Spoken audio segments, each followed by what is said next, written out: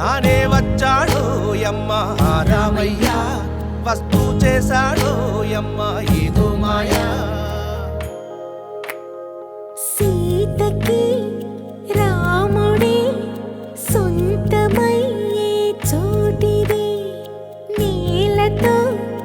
ఆకాశం వీయముందే వేళిది మూడు ముళ్ళు వేస్తే మూడు లోకాలకి ముచ్చటొచ్చినమ్మా ఏడు అంగలేస్తే ఏడు జన్మాలకి వీడదీసిద్దమ్మా